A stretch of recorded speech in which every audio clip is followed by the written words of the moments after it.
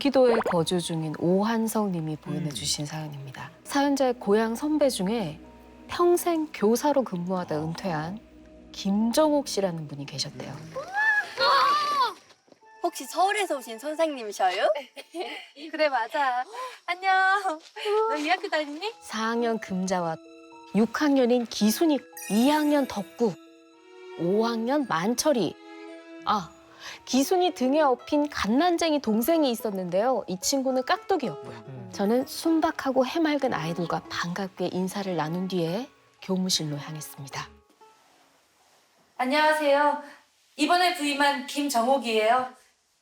잘 부탁드립니다. 앞으로 김 선생이 여기를 좀 살려봐. 서울에서 왔으니까 뭐 어련히 뭐 알아서 잘 하겠지 뭐. 얼떨결에 열쇠와 손전등을 받아든 저는 멍하니 건물을 바라봤어요. 최근에 관리를 좀 못했다는 최신식 과학관.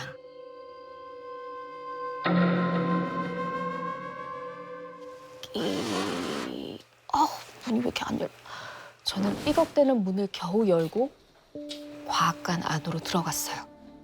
내부를 보자 한숨부터 나왔습니다.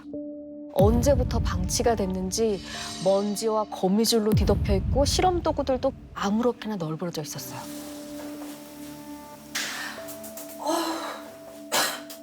이걸 어디서부터 치워야 되나? 바닥에 있는 유리병을 세우려고 봤더니 일단 과학관을 빠져나왔습니다. 자, 다음 날 과학관을 청소하고 출근하기 위해서 조금 일찍 나섰습니다. 그런데 과학관 입구 바닥에 이상한 움직임이 느껴졌어요. 뭔가 까만 원이 일렁이고 있는 거예요. 윙, 귀를 어지럽게 하는 소리들. 그 까만 원은 바로 엄청난 숫자의 8이 저는 정신을 차리고 주먹만한 돌멩이를 하나 주워서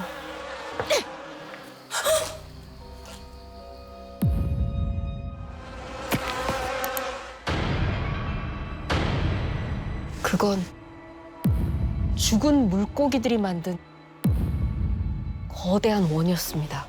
마치 누가 일부러 남겨놓은 표식처럼. 그러니까 이거 이상하다. 그걸 보자마자 구역질을 참을 수가 없었어요. 하지만 제가 명색이 과학관 담당이잖아요. 이대로 그냥 둘 순 없잖아요. 저는 손으로 코를 틀어막고 힘겹게 물고기 사체를 치웠습니다. 그리고 또 다음 날 과학관을 마저 치우려고 일찍 관사를 나섰습니다. 저건 또 뭐지? 저 멀리 과학관 건물 벽에 뭔가 또 동그랗게 점들이 찍혀 있는 거예요. 주춤 과학관으로 걸어갔습니다. 건물이 가까워질수록 벽에 찍힌 점이 더 크게 보이기 시작했는데 그게 점이 아니라 머리에 못이 박힌 개구리들이 일정한 간격으로 둥글게 매달려 있는 겁니다. 꼭 누가 전시라도 해놓은 것처럼. 무섭네. 사이코패스가 아닌 이상 이런 짓을 할 수 있겠어요? 더 끔찍한 일이 생기기 전에 교장 선생님께 말씀을 드렸습니다. 올해는 꼭 좀 잘 선생님, 부탁드리겠습니다요. 과학관 앞에 어제는 물고기가 죽어 있었는데요. 오늘은 개구리가 잠시만요. 그 개구리 물고기 죽은 게 뭐 대수라고 그렇게 난리를 치는 거예요. 아니 나가갖고 이러세요. 이러세요. 사이코패스가 학교에 돌아다니고 있을지도 모르는데 신경도 안 쓰고. 저는 행여나 아이들에게 무슨 일이 생길까 봐 너무 걱정이 됐어요. 그리고 다음 날, 또 다음 날 뭐가 죽어 있을까 봐 과학관으로 향할 때마다 심장이. 다행히도 며칠 동안 아무 일도 일어나지 않았어요. 이제 잔인한 처형식이 끝났구나라고 생각을 했는데 그로부터 정확히 나흘 후 과학관에서 저를 기다리고 있던 것은 바로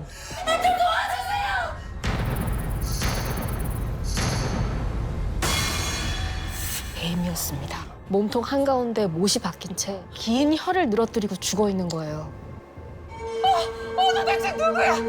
나한테 왜 이러는 건데?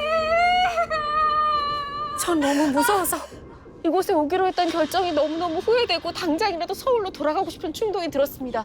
그런데 그러면 우리 애들은 어떡해요?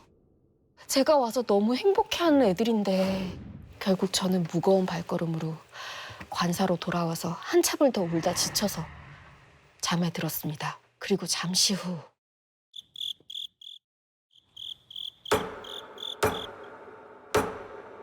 귓가에 울리는 망치질 소리에 저는 정신이 들었어요. 그 사이코패스가 다시 나타났나? 그런데 그 순간 제 손에서 살이 찢어지는 고통이 느껴지는 거예요.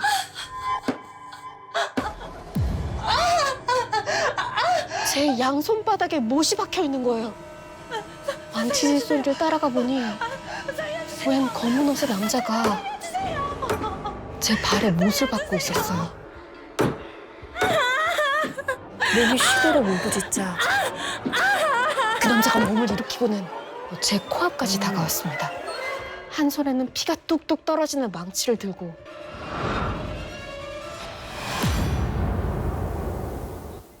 주위를 둘러보니 남자는 온데간데 없고 저 혼자만 누워 있었어요. 아, 악몽을 꾼 건가? 그런데 망치질 소리가 멈추지 않고 계속 들리는 거예요. 학교, 정확히는 과학관 방향에서요. 이거 꿈이 아니잖아. 진짜 범인이 나타난 건가? 여전히 무섭고 두렵긴 하지만 지금 꼭 범인을 잡아야 한다고 생각했어요. 마른 침을 삼키면서 관사 밖으로 나갔습니다. 절대 놓쳐서는 안 된다는 생각에 전력 질주를 하기 시작했습니다. 그리고 문 앞에 도착하니 달기 피를 흘리면서 못에 박혀 있었어요. 그때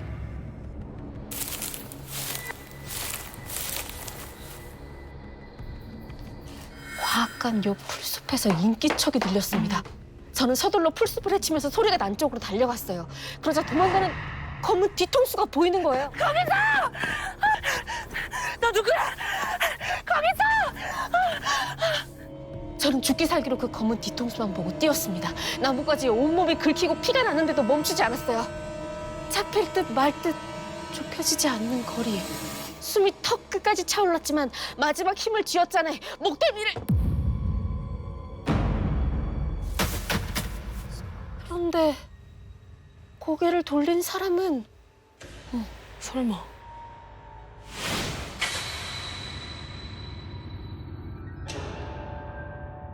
5학년 만철이었습니다. 만철아, 네가 왜 여기... 네가 한 거 아니지? 방금 저 다 네가 한 거 아니지? 안 들킬 수 있었는디. 그럼 전에 물고기랑 개구리도 너가 다 그런 거야? 그건 내가 한 거 아닌디. 다른 애들 한 거란 말이에요. 이 잔인한 짓을 정말 우리 아이들이 했다고? 이게 사실이라면 결코 가볍게 넘어갈 수 없는 일이잖아요. 저는 등교한 아이들을 모두 과학관으로 불러 모았습니다. 정말 너희들이 죽여서 과학관에 걸어놓은 거야? 왜 그랬어? 왜 그랬어? 그냥 지들끼리 논 건지. 저거 따라한 거예요. 교실 뒤에 있는 판넬을 가리키는 거예요.